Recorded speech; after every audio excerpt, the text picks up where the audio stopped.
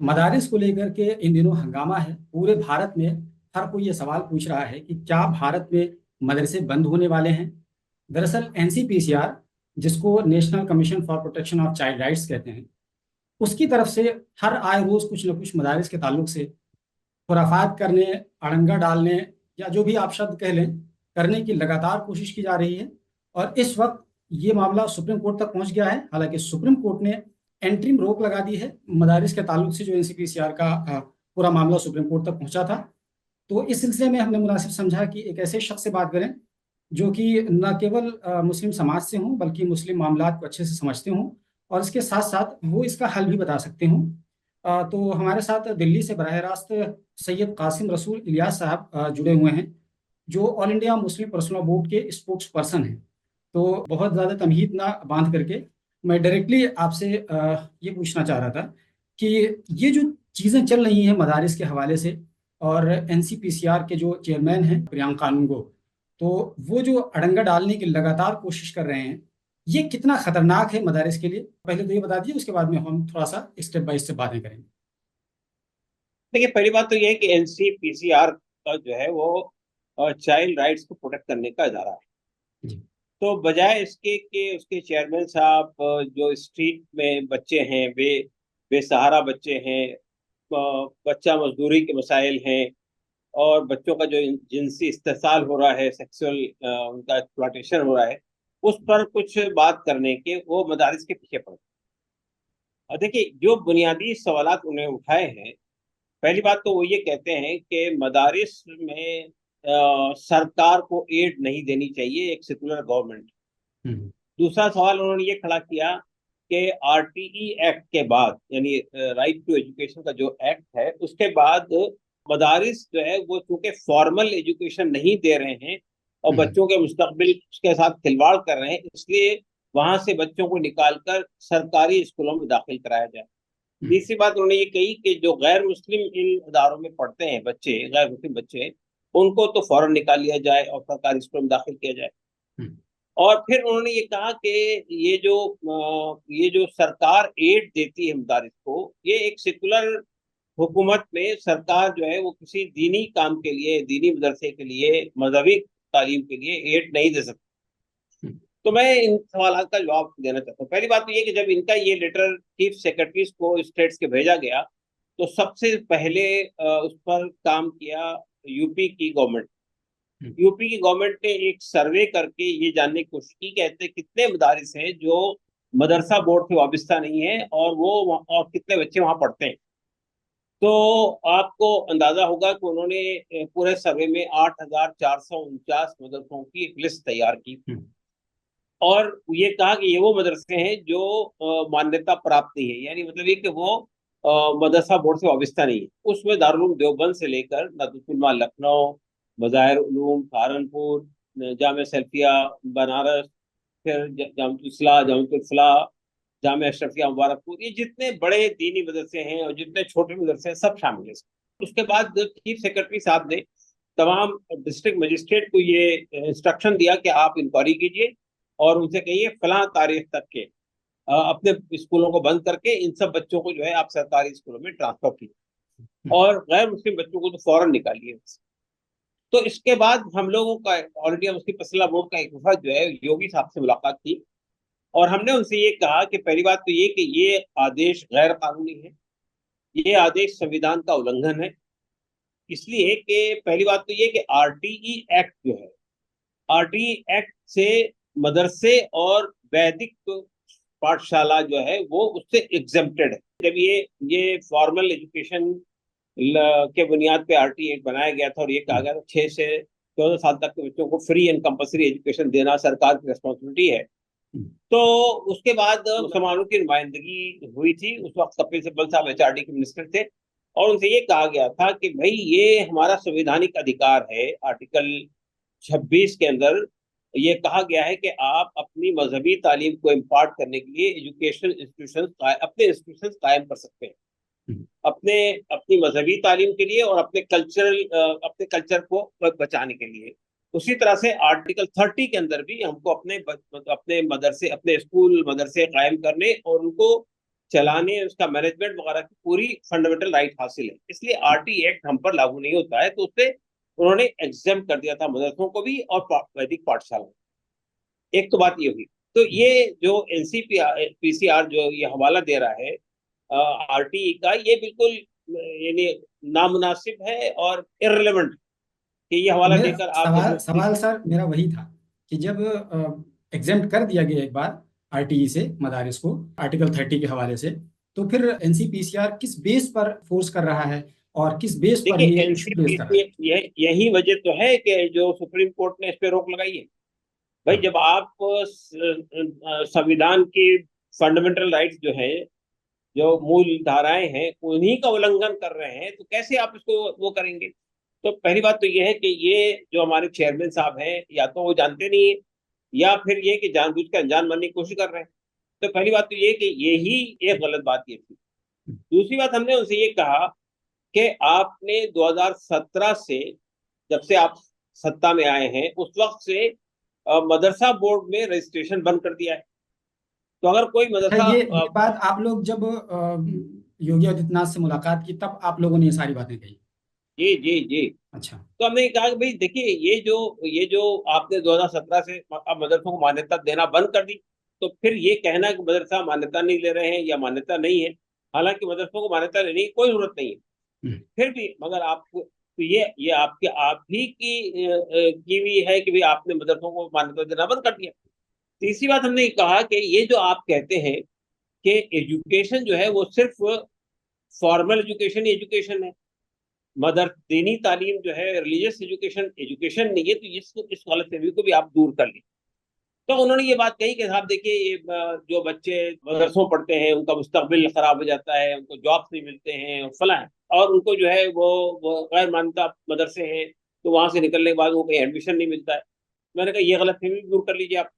ये जितने मदरसे हैं, बड़े जितने मदरसे हैं, वहां से जो लोग निकलते हैं उनको डायरेक्ट एडमिशन मिल जाता है अलीगढ़ मुस्लिम यूनिवर्सिटी में, जामिया इस्लामिया में, बनारस हिंदू यूनिवर्सिटी में, जवाहरलाल नेहरू यूनिवर्सिटी जेएनयू में। तो वो हायर एजुकेशन के लिए उनको एडमिशन मिल जाता है।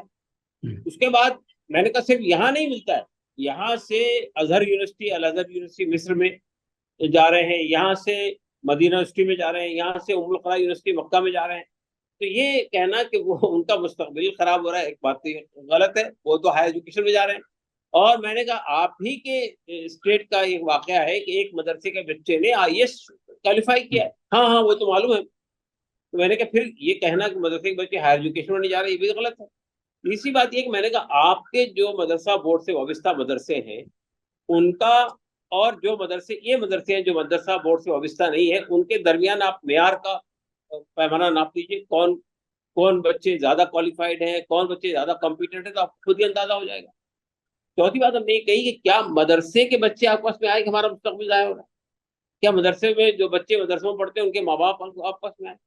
फिर ये देखिए, ये हवाला इन्होंने एनसीपीआर वालों ने भी दिया है कि हम बच्चों को जो है फ्री वो मिड डे मील देते हैं। मिड डे मील का हवाला दे रहे हैं आप।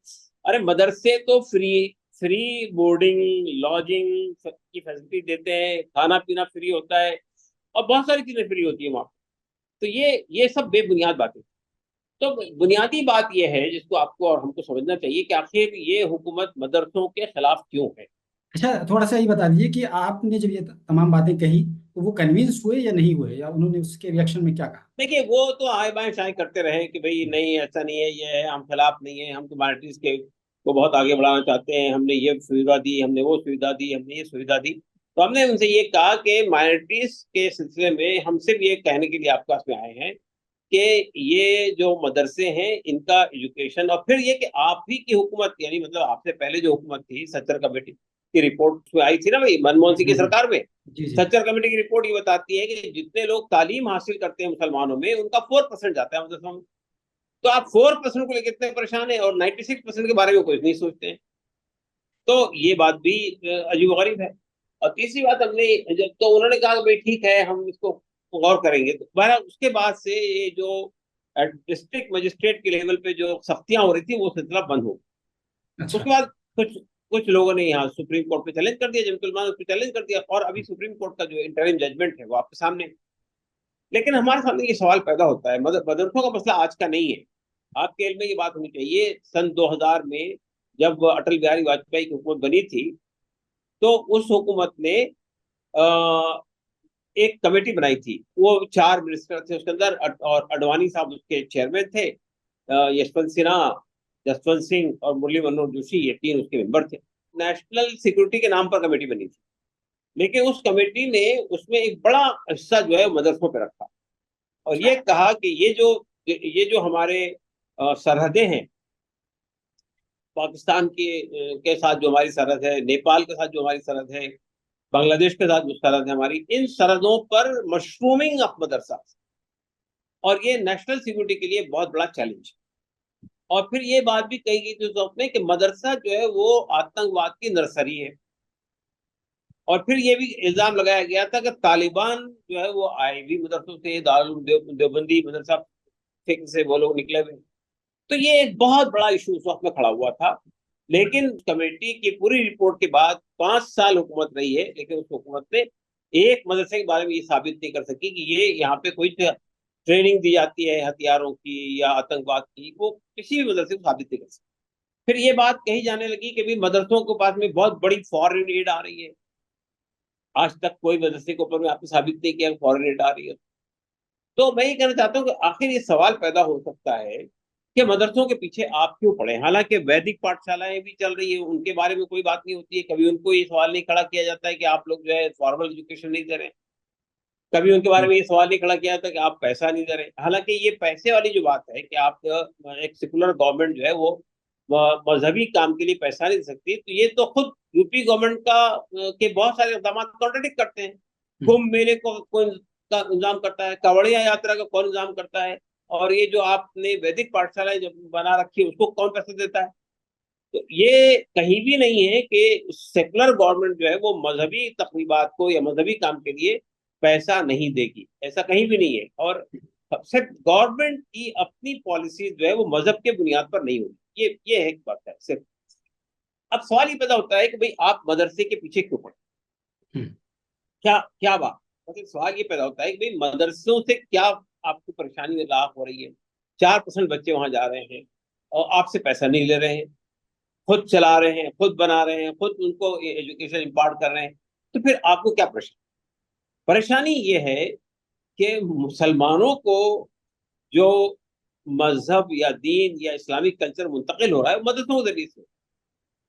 मदरसे आप खत्म कर दें तो मतलब ये कि देखिए ये हुकूमत जो है जो इस वक्त जो हुकूमत मरकज में भी है और कई रियासतों में भी है बीजेपी की, वो हम ये देख रहे हैं कि पिछले कई सालों से, कम से कम 2014 से, उससे पहले भी होता रहा है, लेकिन 2014 से मंसूबन तरीके से मुसलमानों की जान माल इज्जत आबरू दीन ईमान सब पे बराबर हमले होते हैं। आपको हिजाब खटकते हैं, बच्चियां अगर हिजाब पहन के जाती है तो आपको परेशानी लाख हो जाती है, उसके खिलाफ हिजाब को जहाज शुरू हो जाता है।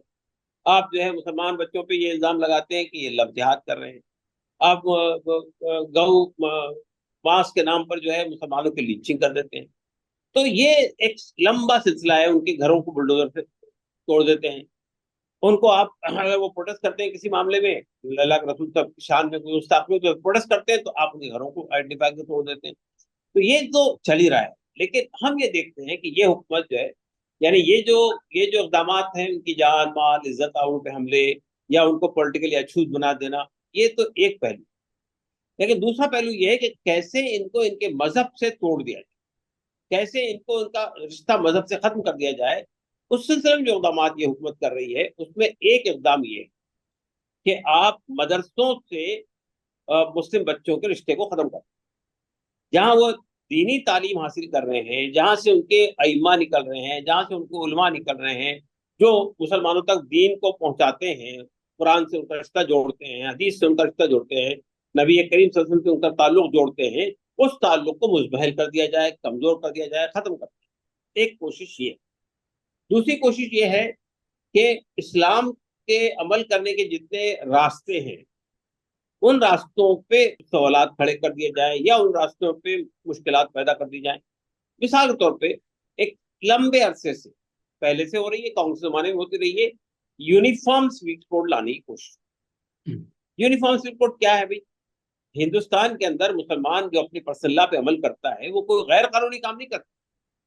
बल्कि हिंदुस्तान के अंदर एक कानून है, शरीयत एप्लीकेशन एक्ट 1937, अंग्रेजों के जमाने में बना था, लेकिन इसको हमने आजादी के बाद भी बरकरार रखा है इस कानून को। वो ये कहता है कि अगर दो फर्द मियाँ बीवी मुसलमान हैं तो उन पर पर्सनल मुस्लिम पर्सनल नाफिज होगा। मुस्लिम पर्सनल क्या है? यानी निकाह, तलाक, महर, फस्ख निकाह, खुला, मता, हिबा, शिफा, खजानत, वक्फ, ये सब चीजों पर मुस्लिम पर्सनल लागू। अभी मैं उससे बात नहीं करता हूँ कि अदालतों के क्या फैसले आ रहे कैसे आ रहे। तो ये आप ये कह रहे हैं कि हमको उस मुल्क में यूनिफॉर्म सिविल कोड नाफिज करना। क्यों नाफिज करना है भाई? सब के लिए एक सिविल कोड क्यों चाहिए?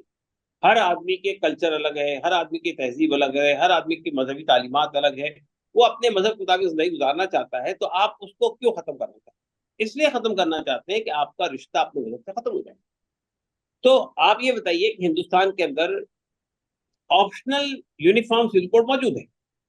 यानी अगर कोई आदमी ये कहता है कि मुझे अपने मजहब के पर्सनल्ला से शादी नहीं करनी, तो वो स्पेशल मैरिज एक्ट के तहत जाके शादी कर लेता है। उसके ऊपर में जो विरासत का कानून भी उसी तरह से लागू होता है, वो मुस्लिम मुस्लिम पर्सनल्ला का या हिंदू कोड का लागू नहीं होगा।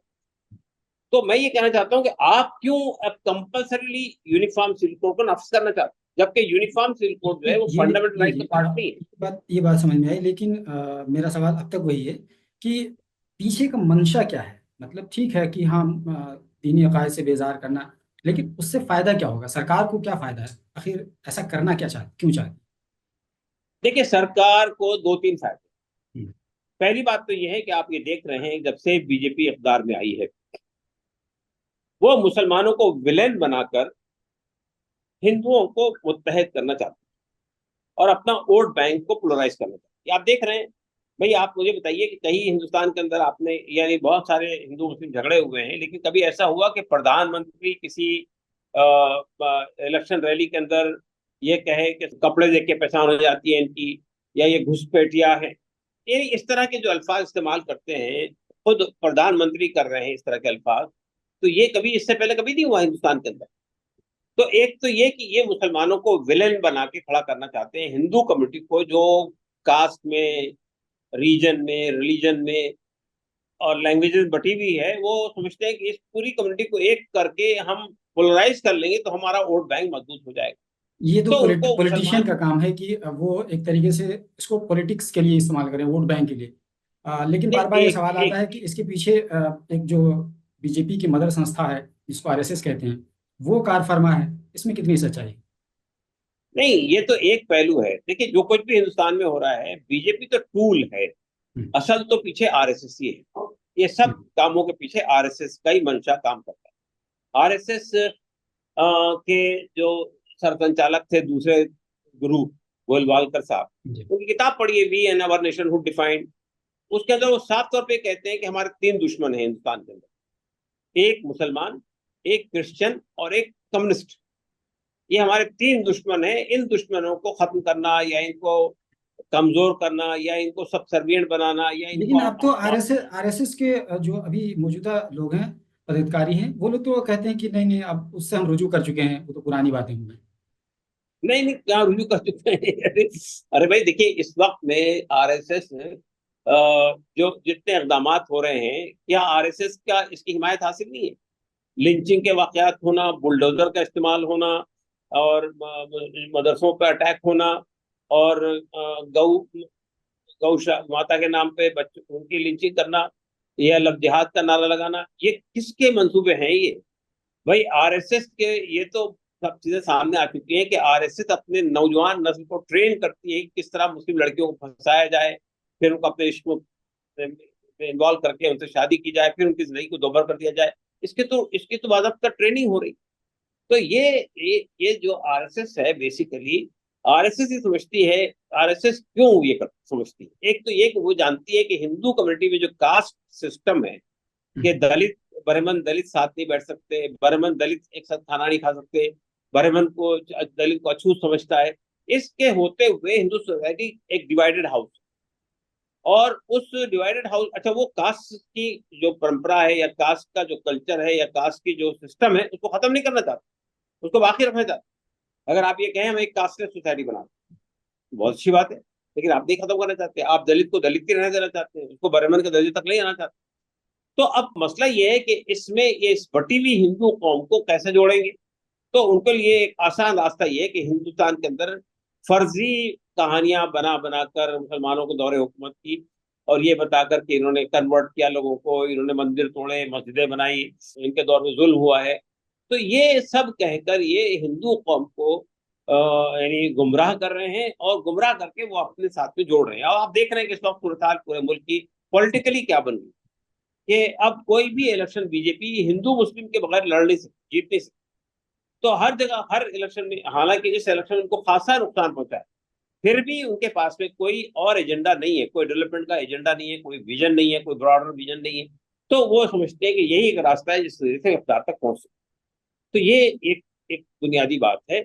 और वो ये समझते हैं कि ये जो इस्लाम है, ये इसके यहाँ जिस तरह इसकी जो तालीमात है, एक खुदा की तालीम है, तमाम इंसान एक आदम की औलाद है, कोई ऊंचा कोई नीचा नहीं है, ना ना जबान के बुनियाद पे, ना लैंग्वेज के बुनियाद पे, ना रीजन के बुनियाद पे, ना पैदाइश के बुनियाद पे, सब एक है। हसब नस्ल की बुनियाद पे कोई ऊंचा और कोई नीचा नहीं है, ये इस्लाम की बुनियादी तालीम है। तो ये समझते हैं कि ये तालीम के होते हुए और एक शिर्क की मजम्मत और वहदानियत की बात, ये चीजें वो समझते हैं कि ये अपीलिंग है लोगों के लिए। और यही वजह है कि आप जानते हैं कि इस वक्त में हिंदुस्तान की 11 रियासतों ने एंटी कन्वर्जन लॉ बना रखे हैं, जबकि हमारा मुल्क के दस्तूर में आर्टिकल 25 ये कहता है कि हर यहाँ मजहबी आज़ादी है, कोई भी आदमी कोई भी मजहब कबूल कर सकता है, मजहब की तबलीग कर आप सकता है, ये उसकी कहना चाह इशाअत रहे कर हैं कि सकता है। आरएसएस एक तरीके से इस्लामी कल्चर से, इस्लामी वैल्यूज से, इस्लामी नजरिया से थ्रेट फील कर रहा है। मेरा सवाल मदरसों पे आकर के घूम फिर करके वही आता है कि कितना ज़्यादा खतरनाक मामला है अगर मदरसों पर कोई कार्रवाई होती है या मदरसों के बंद होने की नौबत आती है। ये कितना बड़ा खतरनाक मसला है। नहीं देखिए, असल में पहले जमाने में आप जानते हैं कि जो लोग असली तालीम हासिल करते थे, अब उस जमाने में ये होता था कि वो सुबह में 1 घंटा 2 घंटा जो है वो मस्जिद में मकतब में जाके दीनी तालीम हासिल कर लेते। हम्म। अब कुछ निज़ाम ऐसा बना हुआ है तालीम का कि उसमें उसका मौका नहीं मिलता है। तो अब हमारे यहाँ के जो कुछ बच्चे, देखिए इस्लाम असल में ये दीन और दुनिया की तफरीक नहीं कर सकता है कि ये दीनी तालीम है और ये दुनियावी तालीम है। वो तालीम को एक यूनिट मानता है, लेकिन उसके एक हिस्टोरिकल रीजन है कि क्यों दीनी मदरसे अलग हुए, वो उसमें जाने का वक्त नहीं है इस वक्त में। लेकिन मैं ये कहना चाहता हूँ, अब जो इस्लाम मुसलमानों का रिश्ता दीन से है इस वक्त में, वो मदरसों के जरिए से, मदरसों से जो लोग फारिग हो रहे हैं, अइमा मसाजिद है, उलमाए कराम है, वो दीन को फैलाने का, दीन के फरोग का, दीन की तालीमात को आम करने का, फिकही मामला में मुसलमानों की रहनुमाई करने का वो एक सोर्स है। अब अगर आप उसको उससे काट दें तो मुसलमानों को दीन से काट देंगे। दीन से काटने के बाद जिस जिस जिस तरह ढाल लें वो एक ऐसा वजूद जिसका कोई ताल्लुक अपने दीन से ना हो, उसके नाम से तो कोई परेशानी नहीं ना, आपका नाम मुसलमान हो लेकिन आपका पूरा अमाल जो है इस्लाम के खिलाफ हो, तो ऐसा आदमी चाहिए उनको। तो इस तरीके से यानी मदरसों का वजूद अगर ख़त्म हुआ तो यूँ समझ लीजिए कि इस्लामी अकायद, इस्लामी शनाख्त और इस्लामी सोच के हामिलीन ये धीरे धीरे रफ्ता रफ्ता ख़त्म हो जाएंगे, और इसके साथ साथ इल्हाद और इन तमाम चीज़ों का दौर शुरू होगा। मतलब आप ये कहना चाह रहे हैं। ये बिल्कुल, देखिए दीन से हमारा जो ताल्लुक है वो दो चीजों से है। एक तो ये कि हम, हालांकि दीन मैं और आप जो असली तालीमी इदारों में पढ़े हैं उनके लिए भी इतना ही जरूरी है कि वो कुरान मजीद का मुताला करें, वो हदीस का मुताला करें, वो इस्लामी लिटरेचर का मुताला करें और दीन की तालीम हासिल करें। लेकिन हमारे मुकाबले में जो बच्चे मदरसों में पढ़ते हैं उनको इसके मौके ज़्यादा मिलते हैं। वो कुरान मजीद को पढ़ने का मौका, अहादीस को पढ़ने का मौका, उसकी तशरीह का मौका उनको ज़्यादा मिलता है। तो जाहिर है कि उनकी तालीम, उनकी मालूमात वसी होती है, वो जानते हैं। तो हमारे और इस्लाम इस्लाम को जानने में असली तालीमी फारिग लोगों के लिए वो एक बहुत बड़ा सोर्स है। जो हमारे उलमा है, हमारे मदारिस से फारिग फजला हैं, वो एक बहुत बड़ा सोर्स है। और मुसलमानों के अंदर भी अब देखिए मसाजिद दायरे की एक सेंटर है इस्लाम की, इस्लामी तालीमात को आम करने का, लोगों के इस दीन से ताल्लुक को जोड़ने का एक सेंटर है। उसमें जो अइमा मसाजिद होते हैं वो भी मदरसों से ही आते हैं। तो वहाँ भी दर्स तदरीस का इत्माम होता है, वहाँ भी कुरान मजीद का दर्स होता है, अहादीस का दर्स होता है, वही उलमाए कराम करते हैं जो मदरसे में फारिग हैं। तो अब अगर आप ये रिश्ता तोड़ देंगे तो उसके बाद आपके पास दीन को जानने का जो एक जरिया है वो आपके हाथ से निकल जाए। यही इनकी कोशिश है। तो अभी मौजूदा जो स्थिति है, जिस तरीके से अभी इंटरिम स्टे लगा है और कहा है कि जब तक अगली सुनवाई नहीं होती है तब तक अब तक अभी कोई कार्रवाई नहीं होगी, जो कि एनसीपीसीआर की तरफ से खत लिखे गए थे। उत्तर प्रदेश के चीफ सेक्रेटरी ने जो 75 जिलों के डीएम्स को खत लिखा था और कहा था कि एनसीपीसीआर के इंस्ट्रक्शंस को फॉलो करें, तो जाहिर है कि इस पर अभी फिलहाल रोक रोक लगी रहेगी। तो आपको क्या लगता है कि सुप्रीम कोर्ट इस सिलसिले में किस दिशा में जाने की आपको क्या उम्मीद लग रही है, किस दिशा में जाएगा सुप्रीम कोर्ट? देखिए, असल में मैं ये कहने की पोजीशन में नहीं हूँ कि सुप्रीम कोर्ट क्या फैसला देगा, इसलिए कि सुप्रीम कोर्ट के बाद ऐसे फैसले हैं जो हमारे ख्याल से वो मुनासिब फैसले नहीं है। हमारे ख्याल से वो फैसले इंसाफ पर मबनी नहीं है। लेकिन जाहिर बात है कि आप अगर ये फैसला देते हैं कि दीनी मदारिस का निज़ाम खत्म कर दिया जाए, तो ये कॉन्स्टिट्यूशन की अवहेलना होगी, कॉन्स्टिट्यूशन की खिलाफ ये बात होगी। कॉन्स्टिट्यूशन हमको ये इजाज़त देता है कि अपने दीन पर अमल करें, अकीदे दीन दीन दीन का अकीदा यानी इख्तियार करें, अमल करें, उसकी तबलीग करें, उसकी इशाअत करें, उसको परवान चढ़ाएं, उसके मुताबिक अपने इदारे कायम करें। ये हमारा फंडामेंटल राइट। हम्म। तो आप इस फंडामेंटल राइट को छीन नहीं सकते हैं, इस कॉन्स्टिट्यूशन के होते हुए इस फंडामेंटल राइट को आप छीन नहीं सकते। तो सुप्रीम कोर्ट का फैसला जो इंटरिम जजमेंट है वही परमानेंट जजमेंट की शक्ल में आना चाहिए, हमारा मानना तो ये है। तो अगर ये नहीं हुआ तो सुप्रीम उसके कोर्ट उसके सब्स्टिट्यूट के तौर पर या अल्टरनेटिव के तौर पर क्या प्लान बी क्या है? क्या कुछ सोचा गया है कि हाँ, अगर सुप्रीम कोर्ट का फैसला विपरीत आता है, हमारे मर्जी के मुताबिक नहीं आता है, तो फिर उसके बाद का क्या रद्द अमल होगा या क्या स्टेप लिया जाएगा? देखिए, किसी भी डेमोक्रेटिक स्टेट पे उसका तरीका यही होता है कि आपके जो दस्तूरी हुकूक हैं, जो डेमोक्रेटिक राइट्स हैं, कॉन्स्टिट्यूशनल राइट्स हैं, उसको हासिल करने के लिए जितने कॉन्स्टिट्यूशनल वेज और एवेन्यूज अवेलेबल उन सबका इस्तेमाल करेंगे। अदालत भी जाएंगे, पार्लियामेंट से भी में भी अपनी बात रखने की कोशिश करेंगे, सियासी पार्टियों पर दबाव बनाएंगे, और अगर जरूरत पड़ी तो हम मैदान में भी आएंगे। क्योंकि ये मतलब ये कि बहुत सीरियस मसला है, बहुत ही गंभीर मसला है, क्योंकि ये पूरी तरीके से इस्लामी अकीदे और इस्लामी शनाख्त का मसला है। और ये बात अगर कोई गंभीरता से समझ रहा है तो फिर उसकी तो उसके होश फाख्ता हो जाएंगे कि अगर मदारिस का निज़ाम ख़त्म कर दिया जाएगा तो मुसलमान बाकी रहना मुश्किल हो जाएगा। तो ये वाकई में बहुत ही गंभीर मसला है। क्या इतनी नहीं, संजीदगी ये से भी आम लोग गंभीर समझ रहे हैं? ये भी आम गंभीर लोग समझ रहे हैं? देखिए, ये भी गंभीर मसला है, और ये जो अभी वक्त का तरमीमी बिल आया है ये भी हम्म। उसी डायरेक्शन में है। अगर ये खुदा ना खास्ता ये बिल इसी शक्ल में मंजूर हो गया जिस शक्ल में पेश किया गया है, तो आपकी मस्जिदें आपके यहाँ से निकल जाएंगी, आपके मदरसे आपके यहाँ से निकल जाएंगे, आपकी आपकी ईदगाहें आपके यहाँ से निकल जाएंगी, आपके कब्रिस्तान आपके यहाँ से निकल जाएंगे।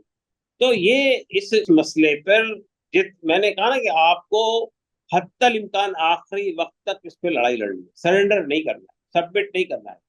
और ये कोई गलत बात नहीं है, ये हमारा कॉन्स्टिट्यूशनल दस्तूरी हक है। दस्तूरी हक को बचाने के लिए हमें जितने दस्तूरी रास्ते हैं उन सबका इस्तेमाल करना, कतई नजर इससे कि उसके अंदेशों से बाहर निकल कर हम्म। कि भाई देखिए, जब आपकी जान माल इज्जत आप पे हमले हो रहे हैं, आपने बर्दाश्त किया, बड़े बड़े कम्युनल राइट्स हुए, आपने बर्दाश्त किया।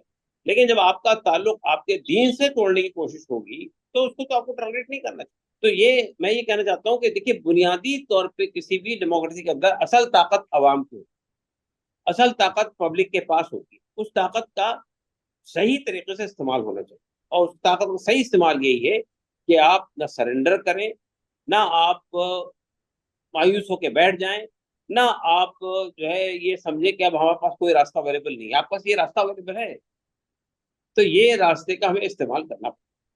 तो इस तरीके से अगला रास्ता एहतजाज का होगा, और अगला रास्ता दस्तूर के मुताबिक जो कुछ भी आपको इख्तियारात दिए गए हैं, मुस्लिम कम्युनिटी को इख्तियारात दिए गए हैं, हकूक़ हासिल हैं, उसके मुताबिक ही कदम उठाए जाएंगे, ऐसा मुस्लिम पर्सनल बोर्ड का मानना है। तो मैं आखिर में मदरसे के ताल्लुक से, चूंकि हमारा जो मेन मुद्दा था वो मदरसे के ताल्लुक से था, तो मदरसे के हवाले से मैं आखिर में अपनी बात कह करके, अगर जी कुछ कहना चाह रहे हैं। नहीं, देखिए, मैं दो तीन बातें और कहना चाहूंगा। देखिए, हमारे मदरसों को भी कुछ चीजों के सिलसिले में तवज्जो देने की जरूरत हम्म। है। पहली बात तो यह है कि हमारे मदरसों में कुछ बुनियादी असली उलूम को भी पढ़ाना चाहिए। मतलब ये कि लैंग्वेजेस है, उर्दू के अलावा आपको, उर्दू अरबी के अलावा आपको हिंदी जबान आनी चाहिए, अंग्रेजी जबान आनी चाहिए। फिर इसके साथ साथ आपको थोड़ी बहुत साइंस की शुद्धि होनी चाहिए। आप जो है जोग्राफिया मालूम होने चाहिए, आपको हिस्ट्री मालूम होनी चाहिए।